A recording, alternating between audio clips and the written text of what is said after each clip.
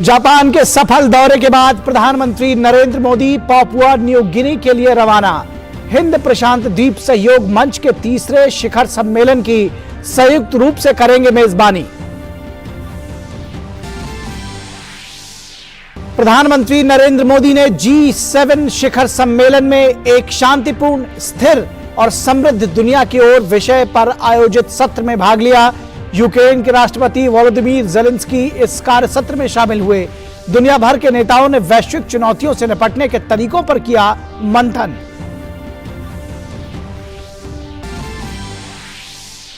प्रधानमंत्री ने हिरोशिमा में ब्रिटेन के पीएम ऋषि सुनक और ब्राजील के राष्ट्रपति लूला दा सिल्वा के साथ द्विपक्षीय वार्ताएं की। पीएम ने दोनों नेताओं के साथ तमाम अहम द्विपक्षीय और अंतर्राष्ट्रीय मुद्दों पर की चर्चा। प्रधानमंत्री ने अन्य नेताओं के साथ हिरोशिमा पीस मेमोरियल पार्क में परमाणु हमले में मारे गए लोगों को अर्पित की श्रद्धांजलि। केंद्रीय गृह मंत्री अमित शाह के गुजरात दौरे का आज दूसरा दिन। अमित शाह आज अहमदाबाद में विभिन्न नागरिक परियोजनाओं का उद्घाटन और शिलान्यास करेंगे। गृह मंत्री मोदी समुदाय के एक राष्ट्रीय अधिवेशन का भी करेंगे शुभारंभ।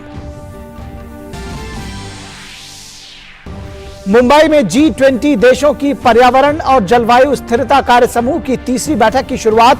3 दिवसीय बैठक में स्थायी और जलवायु अनुकूल समुद्री अर्थव्यवस्था पर रहेगा फोकस।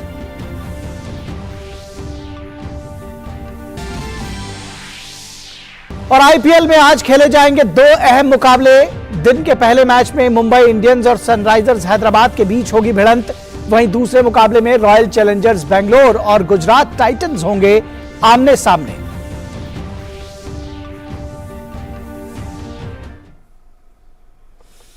नमस्कार, डीडी न्यूज के इस बुलेटिन में आप सभी का स्वागत है। मैं हूं निखिल सिंह और आइए देखते हैं खबरों को अब विस्तार से। प्रधानमंत्री नरेंद्र मोदी अपनी जापान यात्रा समाप्त कर पापुआ न्यू गिनी के लिए रवाना हो गए। पीएम ने अपनी यात्रा को सार्थक और उपयोगी बताया। किसी भारतीय प्रधानमंत्री की यह पहली पापुआ न्यू गिनी की यात्रा होगी। पीएम पोर्ट मॉर्सबी में हिंद प्रशांत द्वीप सहयोग मंच के तीसरे शिखर सम्मेलन का पापुआ न्यू गिनी के प्रधानमंत्री जेम्स मरापे के साथ सह मेजबानी करेंगे। और प्रधानमंत्री नरेंद्र मोदी और अन्य वैश्विक नेताओं ने G7 शिखर सम्मेलन में एक शांतिपूर्ण, स्थिर और समृद्ध दुनिया की ओर विषय पर आयोजित सत्र में भाग लिया। यूक्रेन के राष्ट्रपति वोलोदिमीर ज़ेलेंस्की भी इस कार्य सत्र में शामिल हुए। सत्र में उनकी उपस्थिति ने रूस यूक्रेन संघर्ष पर ध्यान केंद्रित किया।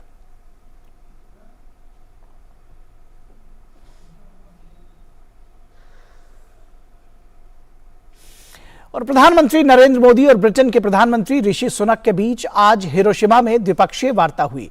दोनों नेताओं ने व्यापार, निवेश, विज्ञान और प्रौद्योगिकी, उच्च शिक्षा जैसे कई अहम मुद्दों पर चर्चा की। इसके साथ ही दोनों नेताओं ने रणनीतिक साझेदारी की समीक्षा की, जिसमें भारत यूके FTA वार्ता में प्रगति पर बातचीत भी शामिल रही।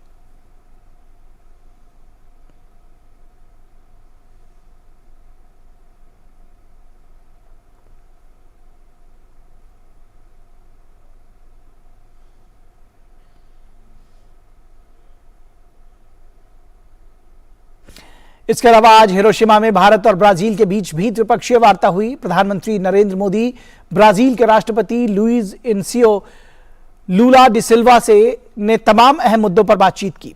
दोनों नेताओं ने रक्षा उत्पादन, व्यापार, फार्मास्यूटिकल्स, कृषि, डेयरी और पशुपालन के साथ नवीकरणीय ऊर्जा जैसे क्षेत्रों में भारत ब्राजील रणनीतिक साझेदारी को और मजबूत बनाने के तरीकों पर चर्चा की। और इससे पहले प्रधानमंत्री नरेंद्र मोदी और अन्य वैश्विक नेताओं ने आज हिरोशिमा पीस मेमोरियल में एटमी हमले में मारे गए लोगों को श्रद्धांजलि अर्पित की।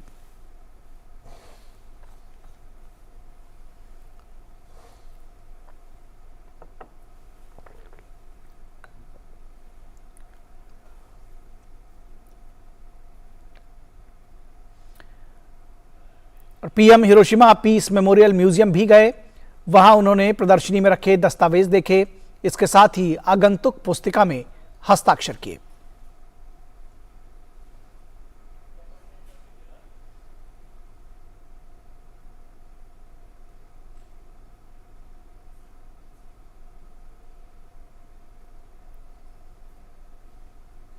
प्रधानमंत्री ने आगंतुक पुस्तिका में हस्ताक्षर भी किए।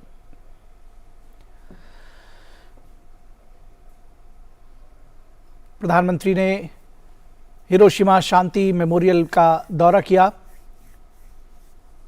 और आगंतुक पुस्तिका में वहां रखी आगंतुक पुस्तिका में हस्ताक्षर भी किए। और प्रधानमंत्री नरेंद्र मोदी जापान के सफल दौरे के बाद आज पापुआ न्यू गिनी के लिए रवाना हो गए हैं। पापुआ न्यू गिनी में पीएम मोदी हिंद प्रशांत द्वीप सहयोग मंच के तीसरे शिखर सम्मेलन की संयुक्त रूप से मेजबानी करेंगे। पीएम के दौरे में क्या कुछ खास रहेगा, आइए देखते हैं इस रिपोर्ट में। प्रधानमंत्री नरेंद्र मोदी 3 देशों के दौरे के दूसरे चरण में पापुआ न्यू गिनी पहुंचेंगे। ये किसी भारतीय प्रधानमंत्री की यह पहली पापुआ न्यू गिनी यात्रा होगी। भारत ने अप्रैल 1996 में पोर्ट मोरसबी में अपना उच्चायोग खोला था। इससे पहले सुवा या कुआलालंपुर के जरिए पापुआ न्यू गिनी से राजनयिक संबंध कायम थे। पापुआ न्यू गिनी ने अक्टूबर 2006 में नई दिल्ली में अपने राजनयिक मिशन की स्थापना की।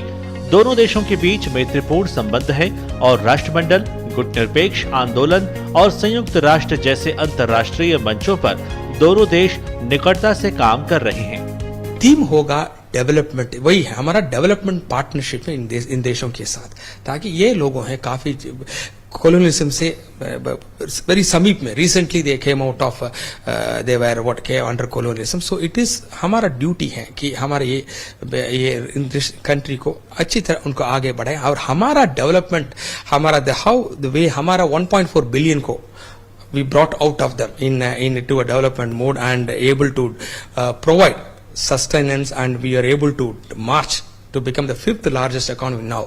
and हम आगे और 10-12 साल में हम तो 3rd largest economy बनने वाले। देखिए हमारा देश, we are in that positive, ये आशा, ये होप, उम्मीद उनको देना है ताकि वो भी ऐसा आगे बढ़े और उनका टूल्स हम दे रहे हैं कैपेसिटी बिल्डिंग ताकि वो आगे बढ़े। प्रधानमंत्री मोदी पोर्ट मोरसबी में हिंद प्रशांत द्वीप सहयोग मंच के तीसरे शिखर सम्मेलन का पापुआ न्यू गिनी के प्रधानमंत्री जेम्स मरापे के साथ सह मेजबानी करेंगे। 2014 में गठित मंच में भारत और प्रशांत द्वीप के 14 देश शामिल हैं। अपने दौरे पर प्रधानमंत्री मोदी पापुआ न्यू गिनी के प्रधानमंत्री, फिजी और न्यूजीलैंड के प्रधानमंत्री के साथ द्विपक्षीय बैठक करेंगे। वे भारतीय समुदाय के लोगों से भी मुलाकात करेंगे। फिपिक के तीसरे समिट का आयोजन यहां पापुआ न्यू गिनी में हो रहा है।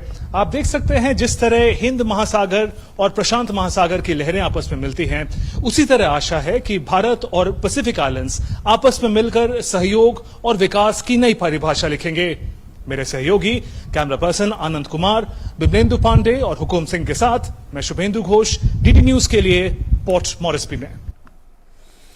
और प्रधानमंत्री नरेंद्र मोदी पापुआ न्यू गिनी के दौरे पर आज शाम पोर्ट मोरसबी पहुंचेंगे। पोर्ट मोरसबी के पापुआ न्यू गिनी विश्वविद्यालय में भारत के सहयोग से बना सूचना प्रौद्योगिकी उत्कृष्टता केंद्र युवाओं को कौशल युक्त और पेशेवर बनाने में अहम भूमिका निभा रहा है।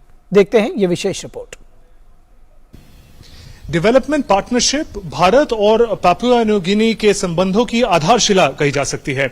एक बहुत महत्वपूर्ण उदाहरण होगा centre for excellence in information technology. एक बहुत स्पेशलाइज्ड सेंटर है जो यहाँ university of Papua new Guinea में बनाया गया है। ये जो सेंटर है ये भारत की मदद से बनाया गया है और एक बहुत खास अहम एक रोल अदा कर रहा है। सूचना प्रौद्योगिकी में उत्कृष्टता केंद्र या CEIT सूचना प्रौद्योगिकी कौशल के प्रशिक्षण और विकास का प्रमुख संस्थान है, जिसे पापुआ न्यू गिनी की सरकार के सहयोग से भारत सरकार द्वारा वित्त पोषित किया जाता है। यह पापुआ न्यू गिनी विश्वविद्यालय और भारत में उन्नत कंप्यूटिंग विकास केंद्र के सहयोग से संचालित है। This center established in I think the preparatory work and signing of the MOU for this center took place in 2016. From 2016 on to 2019, we did the preparatory work with the government of India together with the government of PNG. CDEC was the implementing agency on behalf of the government of India, while UPNG was appointed as implementing agency on behalf of the government of Papua New Guinea. That's how we got engaged in this project. CEIT Papua New Guinea और भारत सरकार की ऐसी पहल है जिससे कौशल युक्त कामगारों और विश्व स्तरीय IT पेशेवरों की खेप तैयार होगी। इससे पापुआ न्यू गिनी में निवेश भी आकर्षित होगा और सॉफ्टवेयर निर्यात के जरिए राजस्व भी पैदा होंगे। ये केंद्र द्वीप राष्ट्र के युवाओं का भविष्य को आकार देने में महत्वपूर्ण भूमिका निभा रहा है। This is a Center for Excellence in IT. Okay, it's a project funded and supported by the Indian government and of course Papua New Guinea government as a bilateral friendship. And it was very big project. Okay, it started by constructing this place and of course sending us, okay, Papua New Guineans, about 6 of us, okay, to study in India, in Pune, SIDAC. Privilege for this, for Papua New Guinea to have this friendship. Relationship between India and PNG is very important to us. It gives us the opportunities for students to learn IT and in various fields. Bharat और Papua New गिनी ने port मोर्सबी में Papua New गिनी विश्वविद्यालय में CEIT की स्थापना के लिए 2016 में एक समझौता ज्ञापन पर हस्ताक्षर किया था। आज ये संस्थान भारत की क्षमता निर्माण की पहल के एक चमकदार उदाहरण के रूप में खड़ा है। शुभेंदु घोष की रिपोर्ट, DD news, Port Moresby, Papua New Guinea. और कुछ अन्य खबरों का रुख कर लेते हैं। खबर मध्य प्रदेश से, जहां मुख्यमंत्री शिवराज सिंह चौहान ने बुजुर्ग तीर्थयात्रियों को बड़ी सौगात दी है। बुजुर्ग तीर्थयात्री आज से हवाई जहाज से तीर्थयात्रा कर सकेंगे। मुख्यमंत्री शिवराज सिंह चौहान ने हवाई जहाज से तीर्थयात्रा का शुभारंभ किया है। मुख्यमंत्री तीर्थ दर्शन योजना के तहत तीर्थयात्रियों का पहला जत्था भोपाल एयरपोर्ट से रवाना हुआ। इस मौके पर शिवराज सिंह चौहान ने तीर्थयात्रियों को सम्मानित भी किया।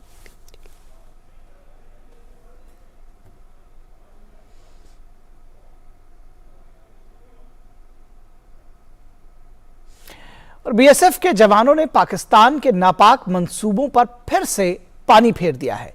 अमृतसर में BSF ने पाकिस्तान के एक ड्रोन को जब्त किया है। जवानों ने तलाशी अभियान के दौरान ड्रोन को बरामद किया। इससे पहले शनिवार को भी BSF ने एक ड्रोन को मार गिराया था। जवानों ने ड्रोन के साथ नशीली सामग्री भी जब्त की है।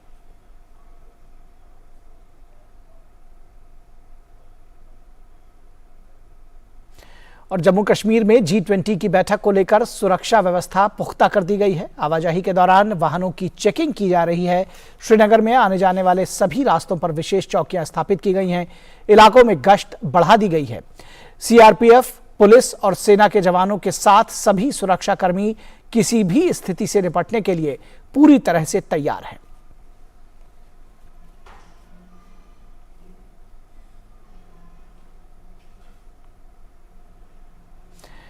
CUET UG 2023 की परीक्षा का पहला सत्र आज से शुरू हो गया है। परीक्षा में 14,99,000 से ज्यादा परीक्षार्थियों ने पंजीकरण कराया है। परीक्षा का आयोजन 13 भाषाओं में होगा। हिंदी और अंग्रेजी के अलावा यह विभिन्न क्षेत्रीय भाषाओं में कराई जाएगी। हालांकि जम्मू कश्मीर में आज होने वाली परीक्षा 26 मई को आयोजित की जाएगी। इसी तरह मणिपुर में भी कानून व्यवस्था की स्थिति को देखते हुए परीक्षा 29 मई को होगी। शैक्षणिक सत्र 2023-24 के लिए करीब 250 केंद्रीय राज्य विश्वविद्यालयों और विभिन्न स्नातक कार्यक्रमों में प्रवेश के लिए भी परीक्षा आयोजित की जा रही है।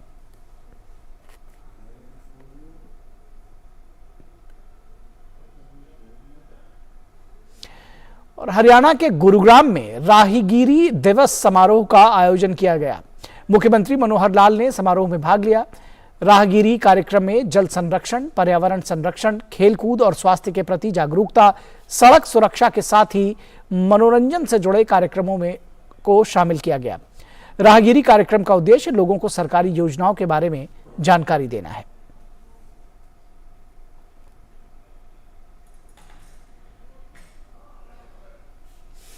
और उत्तर प्रदेश पुलिस को बड़ी सफलता हाथ लगी है। पुलिस ने 1 लाख के इनामी बदमाश रोहताश गुर्जर को गिरफ्तार कर लिया है। मुठभेड़ के दौरान गोली लगने से अपराधी घायल हो गया। इलाज के लिए उसे अस्पताल में भर्ती कराया गया है। रोहताश गुर्जर 2021 से फरार चल रहा था। रोहताश पर लूट, हत्या और चोरी के 24 से अधिक मामले दर्ज हैं। इस पर राजस्थान पुलिस ने भी इनाम घोषित किया था। पुलिस ने कहा कि अपराधी से आगे की पूछताछ की जाएगी। और आकांक्षी जिला गिरिडीह के नगर निगम क्षेत्र में प्रधानमंत्री आवास योजना का बेहतरीन क्रियान्वयन किया जा रहा है। इससे न जाने कितने लोगों की मिट्टी के घर में रहने की बेबसी अब इतिहास बन चुकी है। लोगों के रहन सहन में आमूल चूल बदलाव आया है। देखिए जमीनी हकीकत से जुड़ी ये विशेष रिपोर्ट।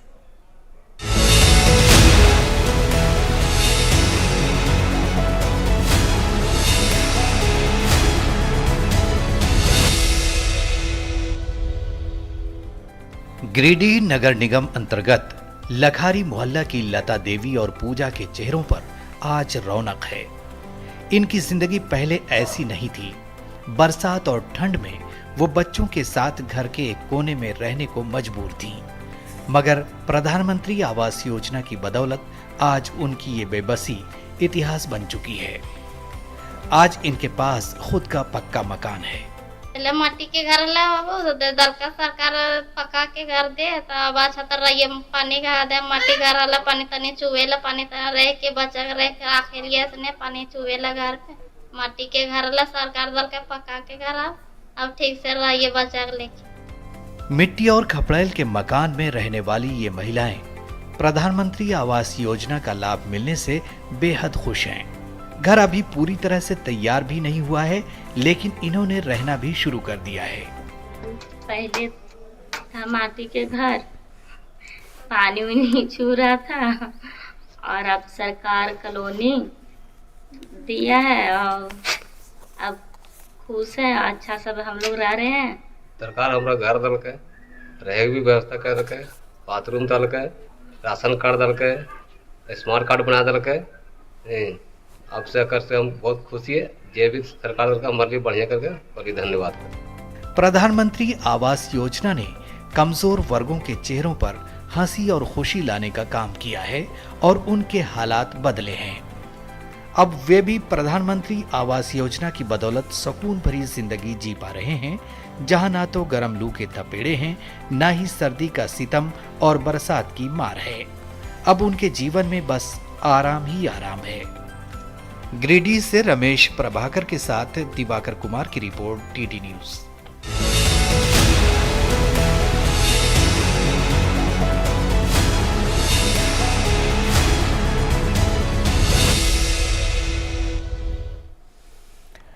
और अब बात देश की पहली अंडर वाटर मेट्रो रेल की। भारतीय रेल बहुत जल्द आपको यह खुशखबरी देने वाली है कि अब आप नदी के नीचे से मेट्रो में सफर कर सकेंगे। ऐसा पहली बार होगा जब भारत में मेट्रो रेल नदी के नीचे दौड़ेगी।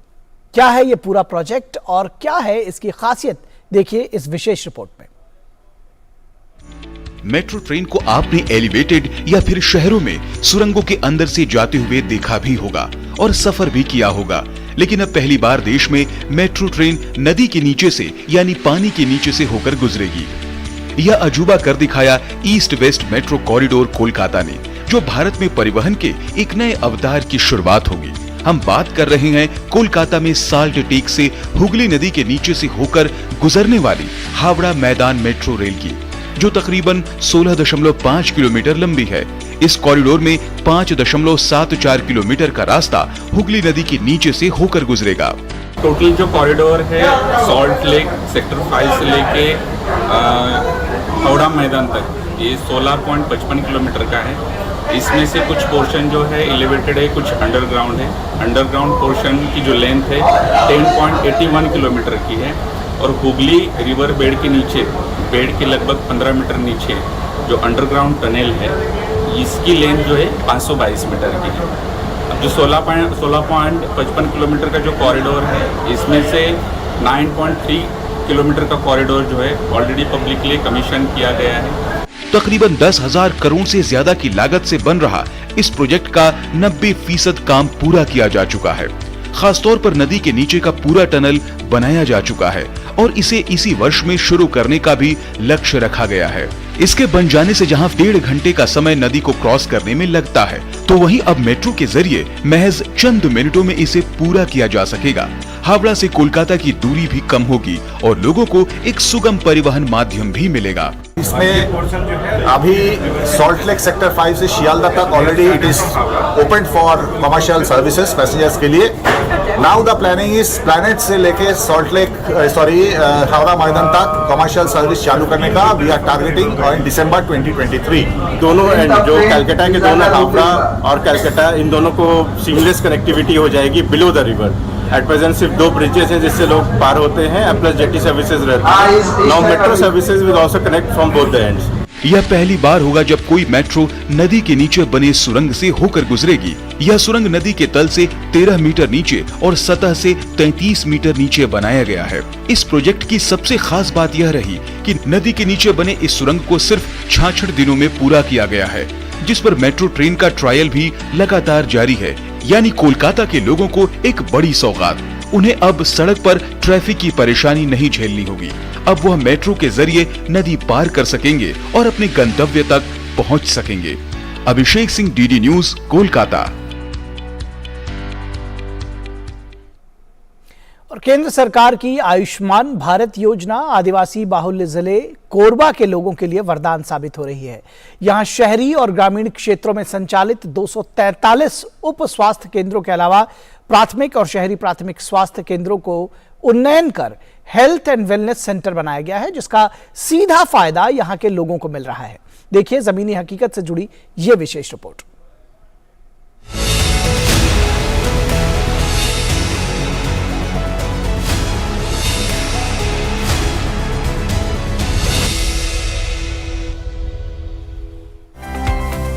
आयुष्मान भारत योजना के तहत संचालित केंद्र सरकार के महत्वाकांक्षी हेल्थ एंड वेलनेस सेंटर आदिवासी बाहुल्य आकांक्षी जिले कोरबा में ग्रामीणों के लिए वरदान साबित हो रहे हैं। कोरबा जिले में शहरी और ग्रामीण क्षेत्रों में संचालित 243 उप स्वास्थ्य केंद्रों के अलावा प्राथमिक और शहरी प्राथमिक स्वास्थ्य केंद्रों का उन्नयन कर हेल्थ एंड वेलनेस सेंटर बनाया गया है। इन सेंटरों में अब ग्रामीण क्षेत्र के मरीजों के 7 प्रकार के ब्लड टेस्ट करने के अलावा बीपी, शुगर और कैंसर की स्क्रीनिंग भी की जा रही है और गंभीर बीमारियों से पीड़ित मरीजों का समय पर उपचार किया जा रहा है।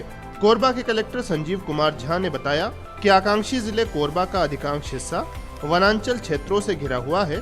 ऐसे में यहाँ रहने वाले परिवारों के लिए बेहतर स्वास्थ्य लाभ के लिए हेल्थ एंड वेलनेस सेंटर आज काफी फायदेमंद साबित हो रहे हैं।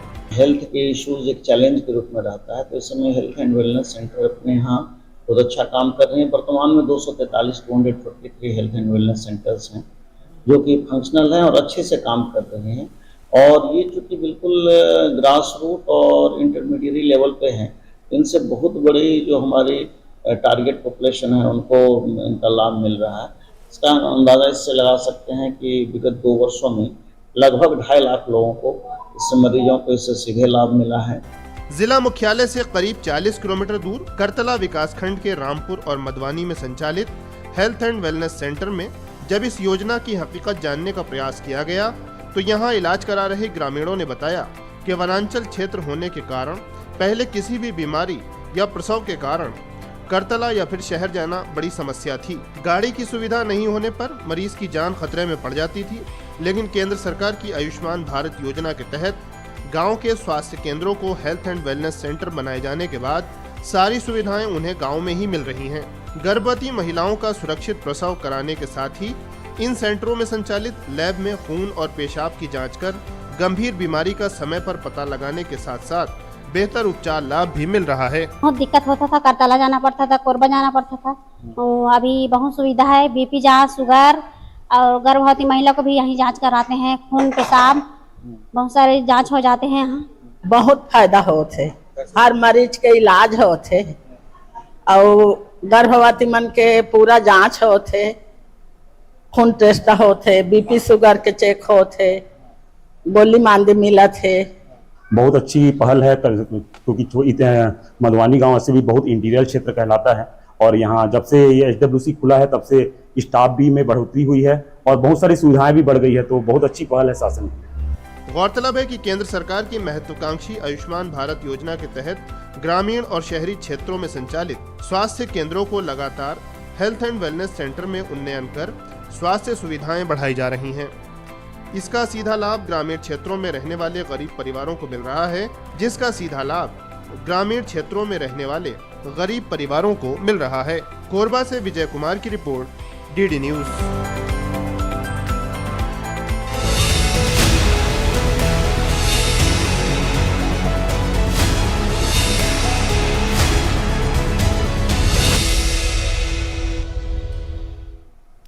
और मौसम विज्ञान विभाग ने अगले 2-3 दिनों के दौरान देश में उत्तर पश्चिम, मध्य और पूर्व के इलाकों में लू चलने का अनुमान व्यक्त किया है।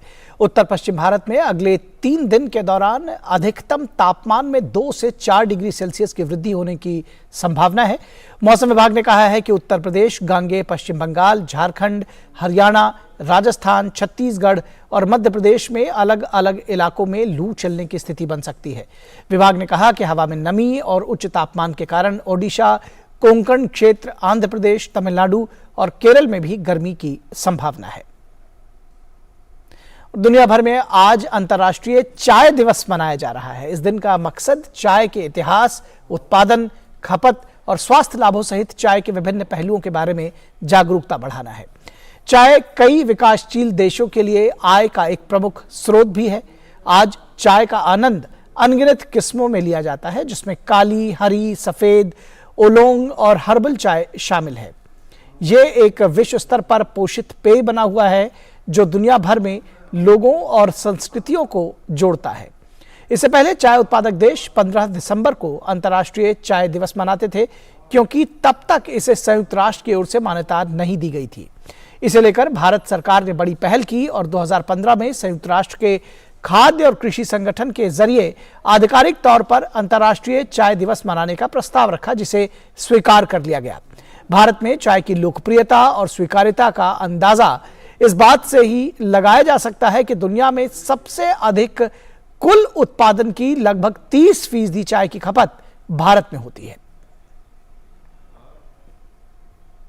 और स्पेन के जरगोजा एयरबेस पर प्रशिक्षण के दौरान एक लड़ाकू विमान दुर्घटनाग्रस्त हो गया, जिसके बाद विमान में आग लग गई। स्पेन के रक्षा मंत्रालय ने कहा कि फाइटर जेट से पायलट बाहर निकल गया था। पायलट को अस्पताल में भर्ती कराया गया है। अमेरिका निर्मित F-18 हार्नेट लड़ाकू विमान तेजी से नीचे गिरता है और फिर उसमें विस्फोट होने के बाद उसमें आग लग गई। दुर्घटना के कारणों का पता लगाने के लिए जांच जारी है। खबर क्रिकेट के मैदान से। आईपीएल में आज 2 मुकाबले खेले जाएंगे। पहला मैच आज मुंबई इंडियंस और सनराइजर्स हैदराबाद के बीच वानखेड़े स्टेडियम में खेला जाएगा। प्लेऑफ में पहुंचने की उम्मीदों को मजबूत करने के लिए मुंबई इंडियंस को बड़ी जीत दर्ज करनी होगी। सनराइजर्स हैदराबाद प्लेऑफ की दौड़ से पहले ही बाहर हो चुका है। मुंबई ने इस सीजन में अब तक 13 मैच खेले हैं, जिसमें से टीम ने 7 में जीत दर्ज की है। वहीं 6 मैचों में मुंबई इंडियंस को हार मिली है। वहीं दिन का दूसरा मुकाबला रॉयल चैलेंजर्स बेंगलोर और गुजरात टाइटंस के बीच खेला जाएगा। एम चिन्नास्वामी स्टेडियम में यह मैच होगा। प्लेऑफ में जगह बनाने के लिए आरसीबी को यह मैच हर हाल में जीतना होगा। वहीं गुजरात टाइटंस पहले ही प्लेऑफ में पहुंच चुकी है। तो इस समाचार बुलेटिन में बस इतना ही। हमारी पूरी टीम को दीजिए इजाजत। नमस्कार।